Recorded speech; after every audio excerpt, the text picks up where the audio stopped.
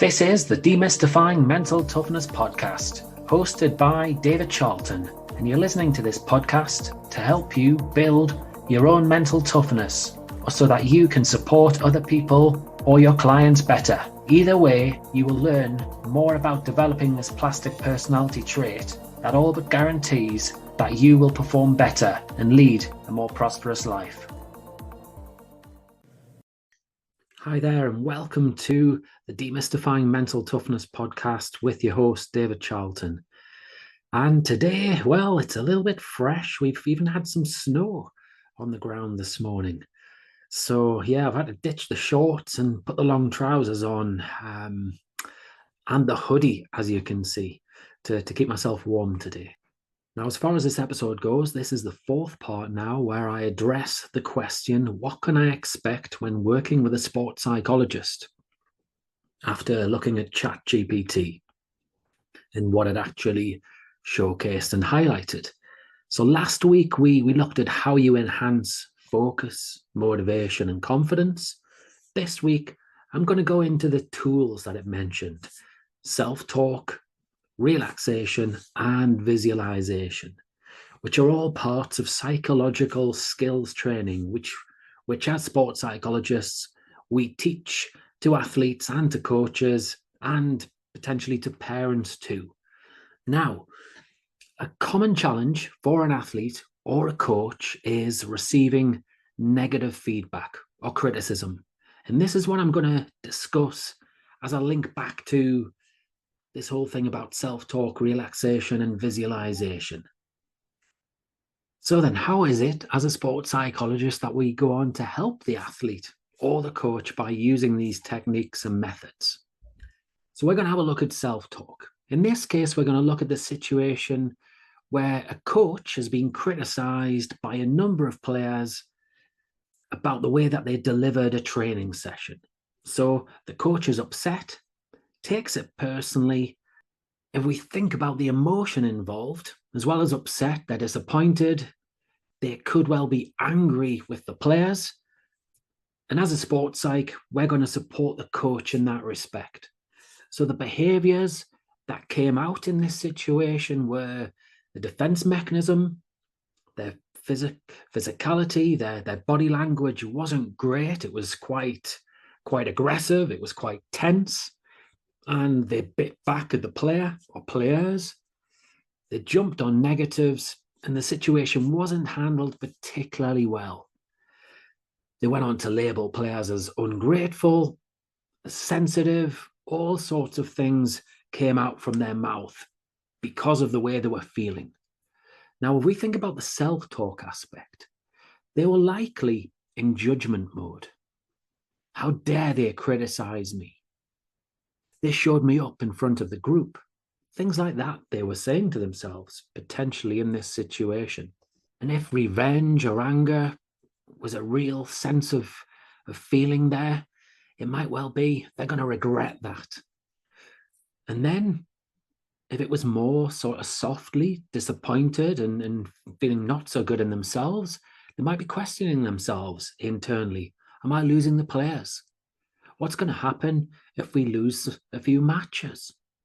They might then start doubting themselves, potentially, some coaches. So as a sports psych, how do we change that dialogue? Well, if we think about the emotion side first, what emotion would be helpful for the coach? I'd say calmness, so level of calmness.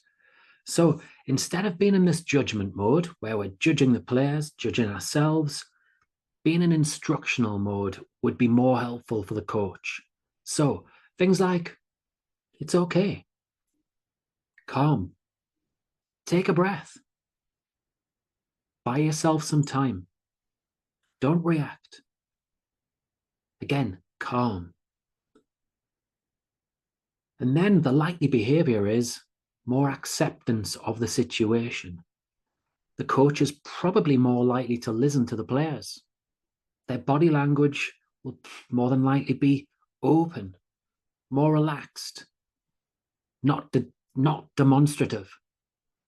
And then if we think about self-talk, what type of self-talk would this coach then have if they responded in that way? Well as that instructional self-talk, breathe, be calm, they may well be thinking about solutions and questioning themselves. So, have I pushed or challenged the players too much? What did I say to provoke this reaction? They might acknowledge in their mind the players were angry and then consider why. Have they just had a bad day? So, really, in that instance, the coach is curious as well as being calm. So, this sounds so easy, doesn't it? To be curious and to be calm. But the reality is, as a coach, the demands on your role, your life, various different circumstances that you find yourself in, it is very easy to let emotions boil over and rumble over and then for it to affect the players. So this then links us to other techniques. And so this then links us to other techniques. So relaxation. As a coach, not just an athlete, actually embracing mindfulness, grounding exercises, meditation, trying to regulate your breathing can be really helpful when you are in this sort of situation where you've been or where you felt like you've been attacked by players. And then if you want to add another layer where we've got visualization, well, if you actually see yourself responding calmly, if you see yourself and feel that experience of talking to yourself in a calm manner, breathe, it's okay, take some time out, and then see yourself actually taking that time out, notice what it's like and feel the experience of responding in that calm manner to the players, then what's actually happening here is you're programming your subconscious mind. So then your mind and your body, when under pressure, when faced with difficulties, just like the athlete, you're going to be able to perform as a coach much better. So yeah, I'm hoping this episode highlights that, be it self-talk, relaxation, or visualization, aren't just for athletes. They are really helpful for coaches too. They can improve the performance of coaches vastly. And then what happens? Well, it improves the environment, the culture, and then potentially the performance of their athletes. I hope you've enjoyed this episode. I hope you go on to have a fantastic day ahead. And until next week, thank you. If you enjoyed this episode of the Demystifying Mental Toughness podcast with David Charlton, do check out my website, sport-excellence.co.uk, and my online sport psychology resources. The Sport-Excellence website has essential resources for anyone looking to build their own mental toughness or the mental toughness of their athletes or teams, or if you want to achieve peak performance more often or optimal functioning. The Sport Excellence website has everything you need to keep moving forward and thrive. So go on, head over to sport-excellence.co.uk to find out more.